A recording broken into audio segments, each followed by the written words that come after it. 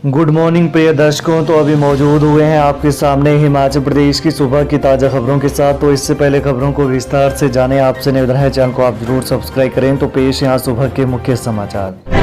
लाल पर भारी हरा सेब 150 रुपये किलो बिका। ग्रेनी स्मिथ डायबिटीज़ के लिए रामबाण।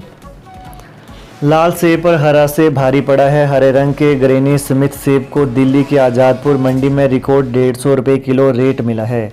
शिमला के बागवान ने ग्रेनी स्मिथ के 300 हाफ बॉक्स दिल्ली भेजे थे, जिसे खरीदारों ने हाथों हाथ लिया। इन दिनों मंडियों में लाल रंग का रॉयल सेब 110 से 120 रुपये किलो बिक रहा है। वहीं ग्रेनी स्मिथ सेब की शुगर फ्री किस्म है। इसे डायबिटीज़ रोगियों के लिए रामबाण माना जाता है। HRTC के बेड़े में शामिल होंगी 210 की नई BS6 बसें। खटारा से मिलेगा छुटकारा। हिमाचल पथ परिवहन निगम HRTC के बेड़े में 210 नई BS6 बसें शामिल होंगी। टाटा कंपनी की 173 बसें हिमाचल पहुंच चुकी हैं, जबकि 37 बसें PDI प्री डिलीवरी इंस्पेक्शन के लिए नालागढ़ में खड़ी हैं। वहीं 47 और 48 सीटर नई बसें मिलने से यात्रियों को HRTC की खटारा हो चुकी कई बसों में सफ़र करने से छुटकारा मिलेगा। वहीं BS6 बसों में जहां यात्रियों का सफ़र आरामदायक होगा, वहीं ये बसें कम ईंधन में ज़्यादा माइलेज देंगी। बसों की कीमत 28 से 30 लाख के बीच है। HRTC की नई बसें टाटा के गोवा प्लांट में तैयार की गई हैं। अब होटलों में परोसा जाएगा गुणवत्ता युक्त और पौष्टिक भोजन। खाद्य सुरक्षा विभाग लागू करेगा व्यवस्था। हिमाचल प्रदेश में आने वाले पर्यटकों के स्वास्थ्य के साथ अब खिलवाड़ नहीं हो सकेगा। इसके लिए होटलों में खाद्य सुरक्षा विभाग ईट राइट व्यवस्था शुरू करेगा। विभाग की ओर से ये व्यवस्था पर्यटन सीजन से पहले की जाएगी।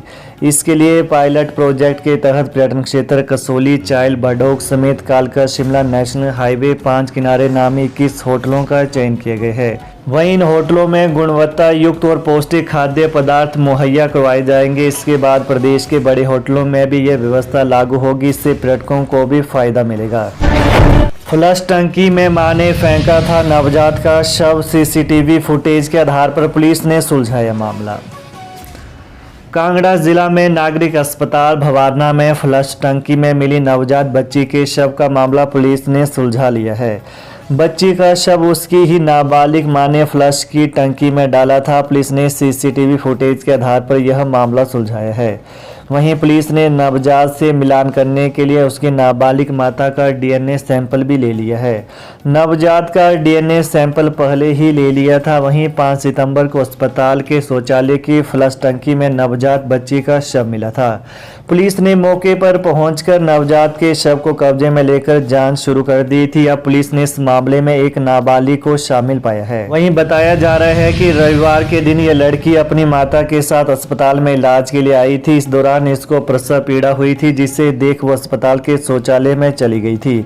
वहां पर इसके बच्चा पैदा हुआ। नाबालिग होने और समाज के भय से इसने बच्ची के शव को वहां पर शौचालय की फ्लश में डाल दिया था, जो बाद में अस्पताल के कर्मचारियों को मिली। हिमाचल हाईकोर्ट ने JBT टेट पर लगाई रोक हटाई। पुनर्विचार याचिका की सुनवाई 18 सितंबर को निर्धारित। हिमाचल प्रदेश हाईकोर्ट ने JBT टेट के लिए हरी झंडी दे दी है। न्यायाधीश त्रिलोक सिंह चौहान और न्यायाधीश सत्यन वैद्य की खंडपीठ ने सुप्रीम कोर्ट के फैसले के बाद JBT टेट पर लगाई गई रोक को हटा दिया है। वहीं B.Ed डिग्री धारक और JBT मामले में सुप्रीम कोर्ट से फैसला आने के बाद अदालत ने पुनर्विचार याचिका की सुनवाई 18 सितंबर को निर्धारित की है।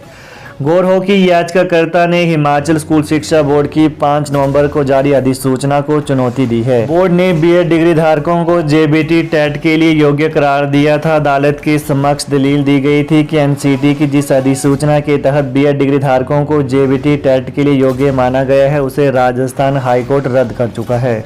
उसके बाद 11 अगस्त को सुप्रीम कोर्ट ने राष्ट्रीय शिक्षक शिक्षा परिषद NCT की उस अधिसूचना को वैध करार दिया था, जिसके तहत B.Ed डिग्री धारकों को JBT टेट के लिए योग्य किया गया था।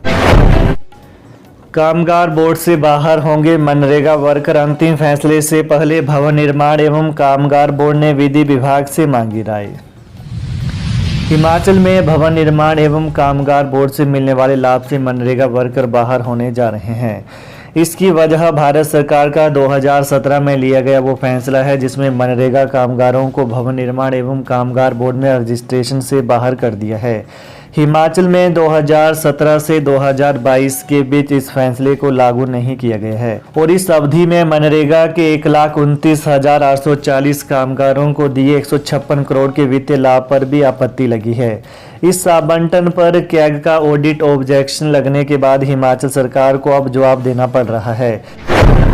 पठानिया बोले, कर्मचारियों को 2016 के बाद का पेंडिंग 45% भत्ता प्रदान किया।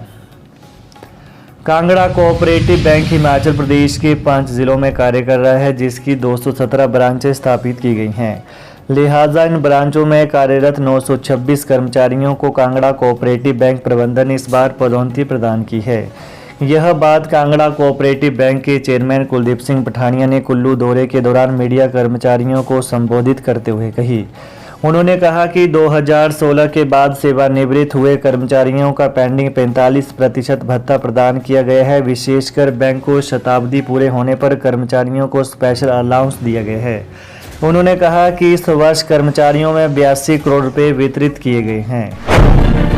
हिमाचल में सख्ती से लागू होंगे भवन निर्माण के नियम, कटेंगे बिजली पानी के कनेक्शन। हिमाचल प्रदेश अवैध निर्माण करने पर कानूनी कार्रवाई, मूलभूत सुविधाएं छीने जाने, मौके पर अवैध निर्माण तोड़ने पर पुलिस का सहयोग आदि शामिल किया जा रहा है। हिमाचल में प्राकृतिक आपदा के चलते 2,552 कच्चे और पक्के मकान ढह गए हैं, जबकि 10,920 मकान क्षतिग्रस्त हुए हैं। इससे सबक लेते हुए सरकार ने निर्माण कार्य के नियमों को सख्ती से लागू करने के लिए कहा है। ट्रांसफर पॉलिसी को छेड़ा तो ठीक न होगा, इस संघ ने अंतर जिला स्थानांतरण नीति में बदलाव का किया विरोध। हिमाचल प्रदेश राजकीय भाषाई अध्यापक संघ ने शिक्षा विभाग द्वारा तैयार किए जा रहे अंतर जिला स्थानांतरण और अनुबंध नियमतिकरण नियमावली में की जा रही छेड़छाड़ का कड़ा विरोध जताया है। वहीं संघ के राज्य अध्यक्ष हेमराज ठाकुर, सचिव अर्जुन सिंह, महिला मोर्चा अध्यक्ष मीरा देवी और अन्य पदाधिकारियों ने विभाग द्वारा नियमों में की जा रही छेड़छाड़ के लिए विरोध जताया है।